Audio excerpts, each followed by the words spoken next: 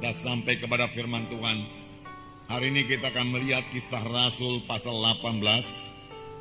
Jadi kita melihat bagaimanakah Paulus melayani di Korintus yang masih asing kepada Paulus. Tapi Paulus tahu bahwasanya Roh Kudus menyertai dia. Dan dia maju terus mengabarkan Injil di Korintus. Walaupun dia telah mendapat banyak tekanan-tekanan di Athena. Sebab Paulus berangkat dari Athena menuju Korintus setelah dia melayani di Athena. Saudara, dikatakan tadi di sini kemudian Paulus meninggalkan Athena lalu pergi ke Korintus. Memang sangat sulit pelayanan Paulus di Athena. Dan Paulus tidak begitu berhasil di Athena. Hanya beberapa orang saja selamat. Mereka bahkan mengejek Paulus dan menertawakan Paulus. Oleh sebab itu Paulus mengambil keputusan untuk meninggalkan Athena dan berangkat ke Korintus. Kota Athena penuh dengan patung-patung dewa, penuh dengan kuil-kuil penyembahan berhala. Dan Athena ini juga banyak ahli-ahli falsafah yang sangat bangga dengan filsafat-filsafat mereka.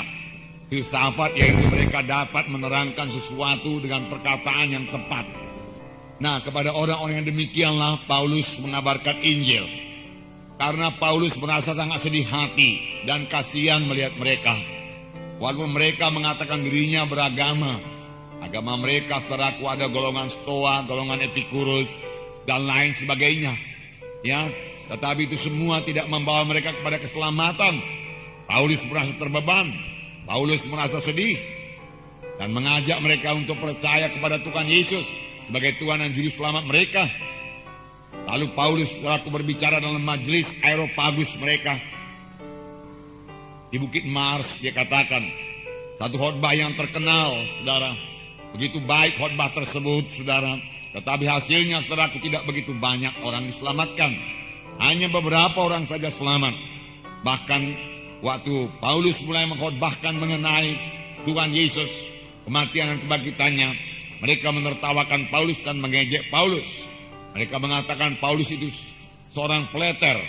Pleter yaitu seekor burung kecil, ya, yang suka memungut makanan di sana sini, di sana sini. Nah, jadi dia katakan Paulus sedikit falsafah di sini, sedikit falsafah di sana, sedikit falsafah di sini. Lalu kau kumpulkan, kau beritakan kepada kami. Oleh sebab itu Paulus digelar oleh mereka itu, dinamai mereka itu si pleter. Si pleter itu meremehkan, melecehkan Paulus.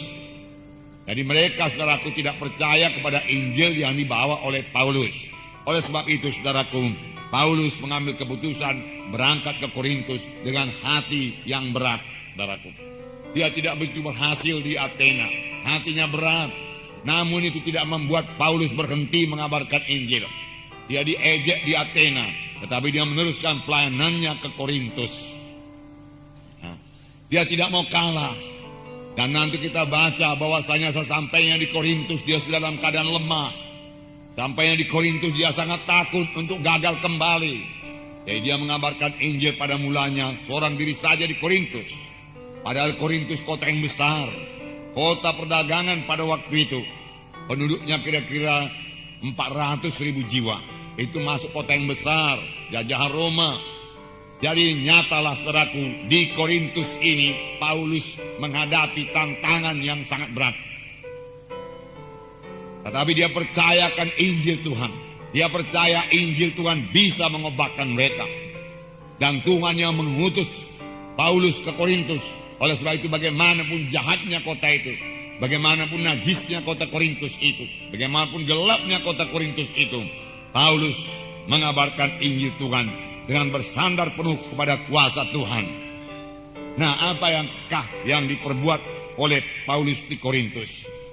Yang pertama, saudaraku, kita melihat Paulus mengabarkan Tuhan Yesus yang tersalib dan bangkit dari kematian. Itulah berita Paulus. Kemudian hari Paulus menulis surat kepada sidang Korintus yang memang sudah berdiri karena Paulus melayani dengan bersandar kepada kuasa Tuhan. Dia tidak lagi bersandar kepada kekuatannya, kepada hikmatnya, tidak bersandar sepenuh pada kuasa Tuhan. Maka sidang Korintus berdiri dan menerima surat kiriman yang pertama dari Rasul Paulus dalam 1 Korintus pasal 2 ayat 1 sampai 5. 1 Korintus pasal 2 ayat 1 sampai 5. Ini pelajaran kepada kita. Karena kita semua harus melayani. Amin, saudara. Karena kita juga semua harus mengabarkan Injil Tuhan. Dan kelihatannya di Korintus ini Paulus sangat berhasil. Walaupun saudara budayanya lain, tetapi Paulus berhasil mengabarkan Injil di Korintus, sehingga sidang Tuhan berdiri di Korintus. Dia dengan tegas memberitakan Injil Tuhan, tetapi Paulus mengakui dia dalam kelemahan, dia katakan dalam ketakutan yang amat sangat.